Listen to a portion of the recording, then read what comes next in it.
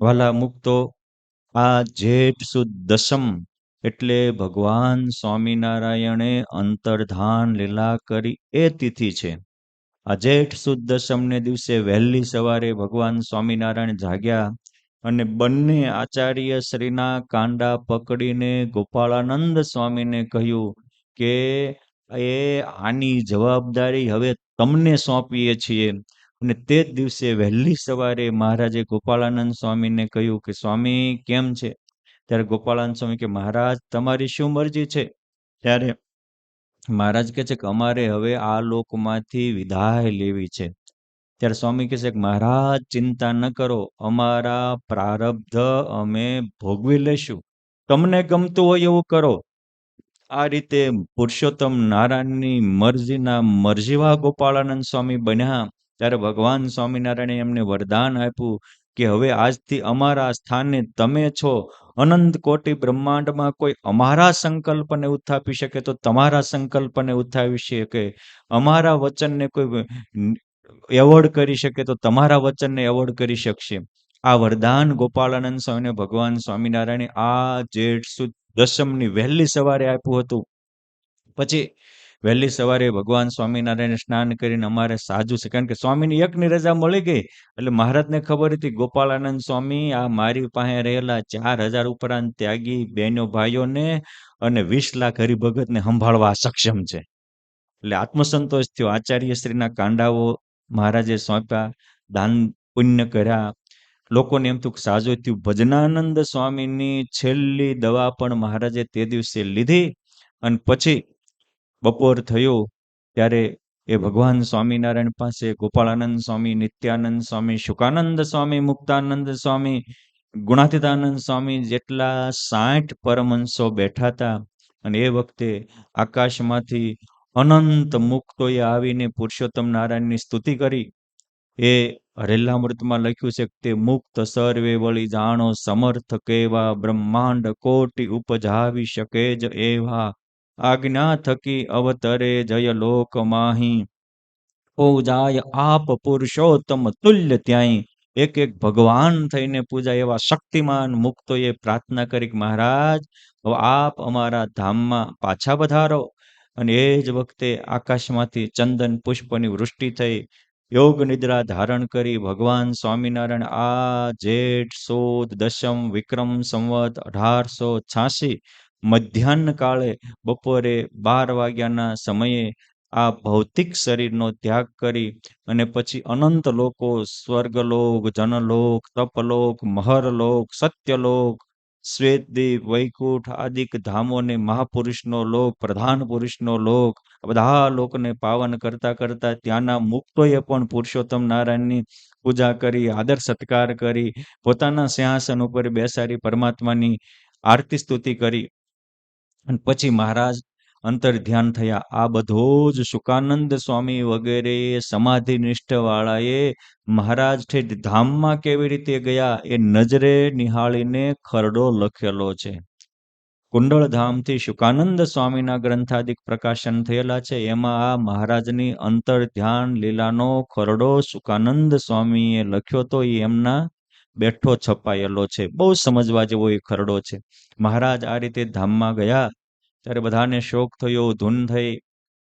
પછી ગોપાળાનંદ સ્વામી બધી જ વ્યવસ્થામાં તત્પર બન્યા.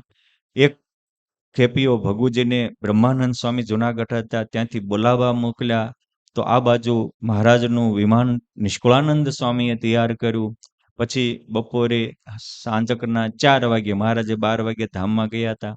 4 વાગે બધાએ મહારાજના અંતિમ દર્શન પૂજન કરી અને બધી વિધિ થઈ.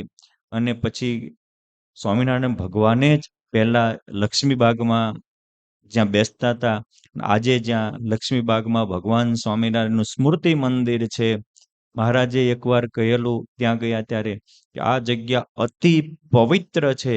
અહીંયા પૂર્વે થયેલા તમામ અવતારો પધારેલા છે, મોટા મોટા ઋષિમુનિઓ પધારેલા છે. માટે અમારો અંતિમ સંસ્કાર અહીંયા કરશો એનાથી કરોડો લોકોના કલ્યાણ થશે. અહીંયા અંતિમ સંસ્કાર સ્થાને અમે કાયમ હાજર રહેશું. એ વખતે નિષ્કુળાનંદ સ્વામીએ ત્યાં ખીલી ખોડેલી એ પાલખી લઈને પછી ત્યાં આચાર્ય શ્રી રઘુવીરજી મહારાજ, અયોધ્યા પ્રસાદજી મહારાજ સાથે હતા, જતા હતા. એ વખતે એક મનોહરાનંદ સ્વામી હતા, મહા સમાધિનિષ્ઠ પવિત્ર હતા, અને ગોપાળાનંદ સ્વામી વગેરે મહારાજની પાલખી ઉપાડી હતી. ત્યારે ગોપાળાનંદ ની સંગે ચાલે શ્રી ઘનશ્યામ, મનોહરાનંદ દર્શન કરે અને થાય તે પૂરણ કામ. એ જગદીશાનંદ સ્વામીએ આ પંક્તિઓ લખી છે કે મનોહરાનંદ સ્વામીને તરત ગોપાળાનંદ સ્વામીની સાથે ભગવાન સ્વામિનારાયણ દર્શન દેતા એવા અલૌકિક અનુભવ થયો. પછી મહારાજનો ત્યાં ગોપાળાનંદ સ્વામી વગેરે મોટા સંતોએ આચાર્યશ્રીને સાથે રાખી અંતિમ સંસ્કાર કરાવ્યા, ફરતી બોર્ડર બંધાવી. કેમ જે પુરુષોત્તમ નારાયણે બધાના મન પ્રાણ હરી લીધા હતા. દાદા ખાચર સંસારી હતા, 2 દીકરાઓ હતા, 2 પત્નીઓ હતી, છતાં પુરુષોત્તમ નારાયણમાં તદાકાર હતા. અને એટલે એ ચિત્તામાં પડવા તૈયાર થયા. ગોપાળાનંદ સ્વામી કહે છે કે હા હા દાદા, આ શું બેઠકે જા, જો મહારાજ બેઠા છે. અને સ્વામીના વચને આજે પણ નિષ્કુળાનંદ સ્વામીની ભક્ત ચિંતામણી ઓરડીની પાછળ બેઠક છે, ત્યાંના વચનામૃતો છે. એ સ્થાને ગયા, ભગવાન સ્વામિનારાયણ દિવ્ય સભા ભરીને બેઠા હતા, અને એ નિષ્કુળાનંદ સ્વામીને અલૌકિક દર્શન થયા. અરે દાદા ખાચરને અલૌકિક દર્શન થયા. પરસાદીનો હાર પહેરાવ્યો. આજે પણ એ હાર વડતાલ ધામના અક્ષર ભુવનમાં દિવ્ય હાર વિદ્યમાન છે. પછી તો ભગવાન સ્વામિનારાયણ એક બેની નહીં, કેમ જે ભગવાન ધામમાં ગયા ત્યારે કહેતા ગયા હતા કે સદા રહું સત્સંગમાં અને નથી ગયો દૂર દેશ, હરિ મારી સામે ઊભા. મહારાજ કે મેલી સત્સંગ દૂર થશો નહીં. કેમ જે સત્સંગમાં હું સદા પ્રગટ રહીશ, શ્રીજી કહે સંતને. આ વરદાન મુજબ ભગવાન સ્વામિનારાયણે તે જ દિવસે ધોલેરા ધામથી ફુલીબા, અજુબા વગેરે મહારાજના દર્શન દેવા આવતા હતા, દર્શન કરવા આવતા હતા. એને ઉગામેડીના પાદરમાં ભગવાન સ્વામિનારાયણે દિવ્ય દર્શન દીધા હતા, એના મનોકામના પૂર્ણ કરી હતી. વડોદરાના રામચંદ્ર વૈદ્ય વગેરે પણ મહારાજના દર્શન કરવા આવતા હતા. એમને નિંગાળા ગામની કેરી નદીમાં દિવ્ય દર્શન દઈ એની મનોકામના પૂરી કરી હતી. આખાના લાડુબા પણ મહારાજને વિના તડપતા હતા. એમને પણ મહારાજે તે જ દિવસે દિવ્ય દર્શન દઈ એમના હાથનો થાળ પૂરો જમી એમના પણ મનોરથ પૂરા કર્યા હતા.